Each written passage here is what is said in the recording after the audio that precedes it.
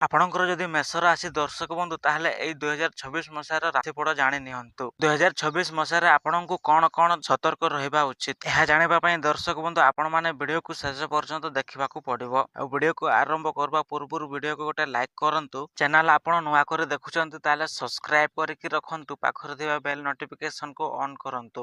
ଯାହାଫଳରେ ନୂଆ ଅପଡେଟ ରାଶିଫଳ ଖବର ଆପଣମାନେ ସର୍ବପ୍ରଥମେ ପାଇପାରିବେ।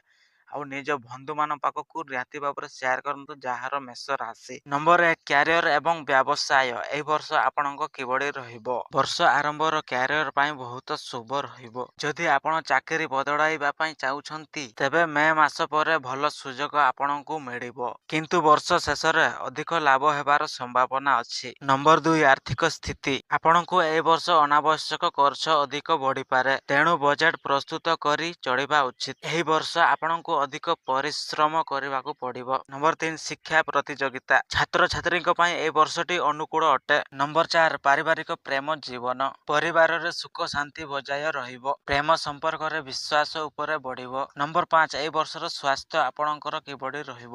ଏହି ବର୍ଷ ଆପଣଙ୍କୁ ଅଧିକ ସଚେତନ ରହିବା ଉଚିତ। ଏହି ବର୍ଷର ଆପଣଙ୍କର ଶୁଭ ରଙ୍ଗ ନାଲି ଏବଂ ହଳଦିଆ। ଶୁଭ ବାର ମଙ୍ଗଳବାର ଏବଂ ରବିବାର। ଆପଣ ପ୍ରତି ଶନିବାର ହନୁମାନ ଚାଳିଶାଙ୍କ ପାଠ କରନ୍ତୁ। ଦର୍ଶକ ବନ୍ଧୁ ଏହି ବର୍ଷର ରାଶିଫଳଟି ଆପଣଙ୍କୁ ଭଲ ଲାଗିଥିବ। ଆଉ ଏବେ ପର୍ଯ୍ୟନ୍ତ ଆପଣ ଭିଡିଓକୁ ଲାଇକ୍ କରିନାହାନ୍ତି ତାହେଲେ ଲାଇକ୍ କରନ୍ତୁ।